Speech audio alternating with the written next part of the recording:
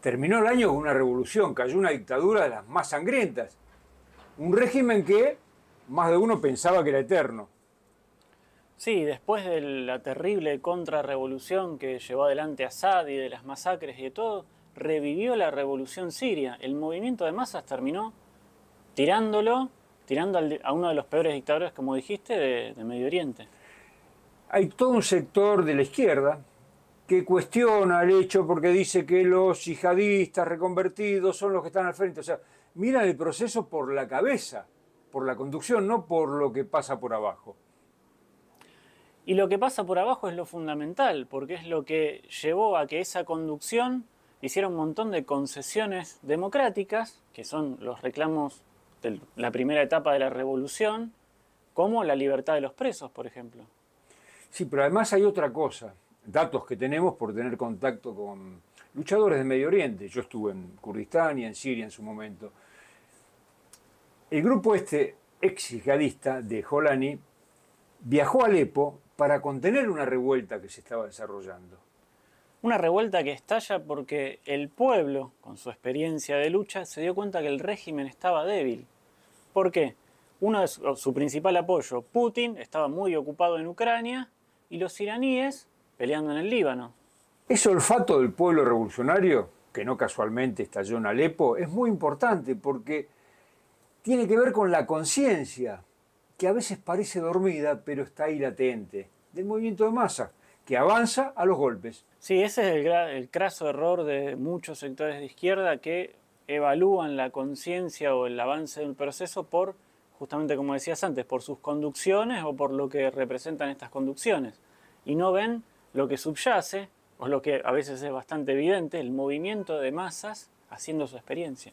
Y así como la primavera árabe de su momento impactó en Medio Oriente y en todo el mundo desarrollando un proceso insurreccional enorme, esta revolución va a empujar seguramente rebeliones mucho más grandes que las anteriores.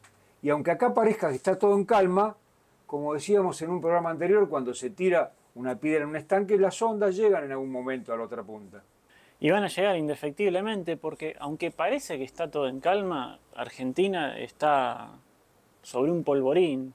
Sobre todo sobre el polvorín que el mismo Milei tejió, y los gobiernos anteriores, con la bomba de la deuda externa y la bicicleta financiera que están haciendo ahora. El movimiento de masa ya empezó a expresar ya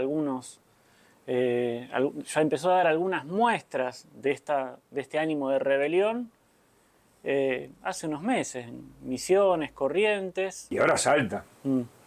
Y lo de Salta es muy importante, porque a pesar de que buena parte de la izquierda lo único que hizo en sus medios es transmitir o hacer un reporte de lo malo que son los gendarmes que atacaron al pueblo, desde nuestro sitio tuvimos en cuenta un aspecto importante, que es que frente a ese ataque hubo una respuesta, autodefensa se llama. Y no en cualquier lugar, en el nacimiento de los piqueteros, y los piqueteros esos que pelearon en serio por puestos de trabajo, con Pepino y otros a la cabeza en su momento en Salta. Marca una tendencia. No casualmente se da casi en sintonía con el proceso de Siria. Todo tiene que ver con todo. Es que la crisis del capitalismo es mundial y afecta, digamos, a todos los países. O sea, no hay ninguno que quede desacoplado, como decía Cristina en su momento. Y sobre todo Argentina, que está terriblemente agarrado de la deuda y de como decíamos antes, de la bicicleta financiera. Esta situación, más los despidos y los crecientes despidos y los cierres de fábrica que está habiendo ahora, van a empezar a empujar más a la clase obrera, sobre todo, a salir a la pelea. Y las revoluciones son contagiosas, por más que sea en un país que parece lejos, Siria. Mira, ya hubo procesos como este en situaciones más propicias para el capitalismo. El 1 a 1 de Cavallo, esto es un 1 a 1 parecido, aunque con otra forma.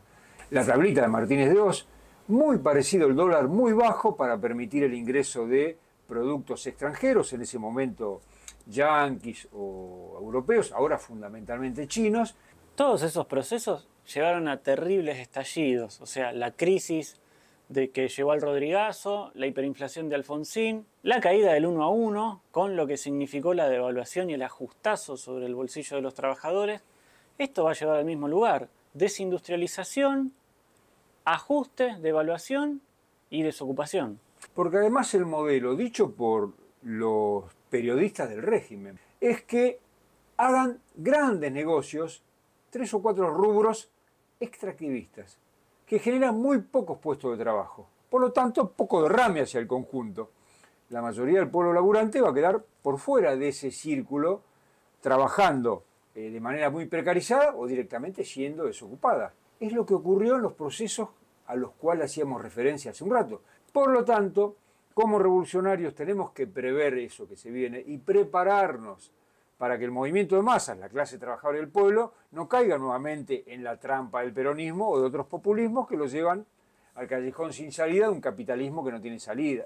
Y lo más importante es que en los 90, por ejemplo, el proceso más reciente, los estallidos que empezaron en el norte del país, como ahora, se dieron después de varios años. O sea, el proceso hoy parece muchísimo más rápido.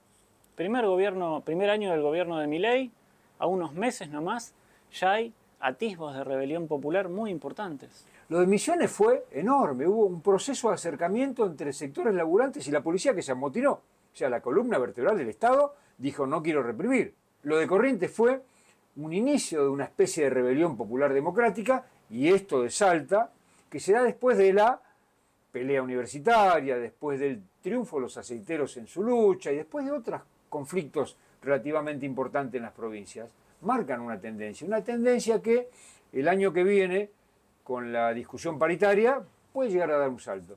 Y la discusión paritaria va a ser muy importante porque el gobierno acaba de anunciar que no va a subir más del 1%, a una clase obrera acostumbrada a determinado nivel de vida, a determinadas conquistas, que no está dispuesta a perder. Acostumbrada a que le suben un poquito más que eso los salarios. Y una gran parte de la clase trabajadora mucho más precarizada que antes, mucho más flexibilizada o directamente desocupada. Bueno, ese es un combo explosivo para un gobierno que no es el partido del orden, acostumbrado a cabalgar en el potro salvaje de los grandes quilombos nacionales como el peronismo.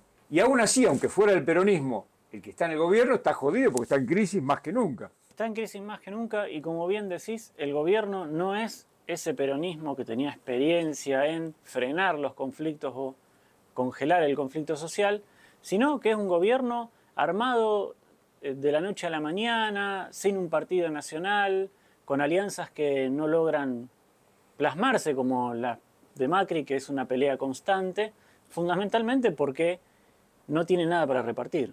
Claro, no hay platita. El plan platita no existe más porque no hay platita. El capitalismo está en crisis para buena parte de los capitalistas que van a quedar por fuera, pues se lo van a comer los capitalistas más grandes, y ni que hablar de los laburantes. Y como bien decías antes, el contexto internacional, que es muy diferente al de las crisis anteriores en Argentina. Hay un proceso de guerra comercial en el mundo que tiende a transformarse o tenderá a transformarse en una guerra convencional por los mercados. O sea, el imperialismo, el capitalismo está en crisis, hay una contracción muy grande y necesita repartir nuevamente los mercados.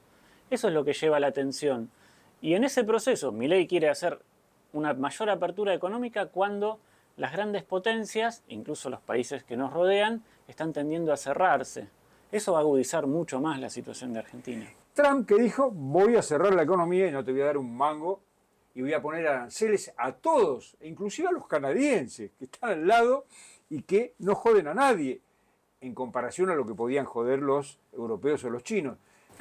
Uno de los datos que corrobora esta tendencia de cerrar todo y de joder a medio mundo y particularmente a las semicolonias como Argentina por parte de Trump es la designación en el área latinoamericana de Clever Carone, quien había sido el jefe del BID, del Banco Interamericano, quien declaró pestes en contra del plan económico de Milei y Caputo, y es enemigo acérrimo de Francos, que anduvo por el BID en su momento.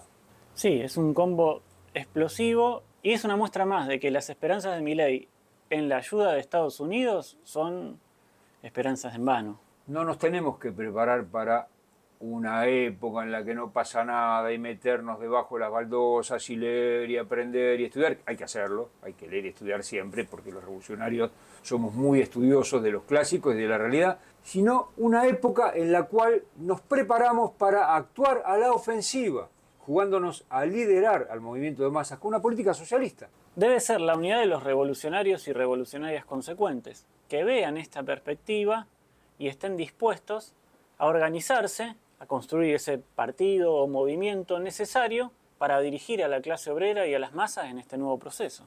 Compañero, compañera, te invitamos a sumarte a nuestras filas para hacer grande la convergencia, pero esencialmente para impulsar esta línea, que es la de unirnos con todos los revolucionarios y las revolucionarias, dispuestos y dispuestas a poner en marcha esta nueva conducción política y sindical de la clase trabajadora. Esta unidad de los revolucionarios, esta construcción que debe ser nacional e internacional, porque el capitalismo es un sistema mundial y para liquidarlo hay que derrotarlo principalmente en las grandes potencias, en los países imperialistas.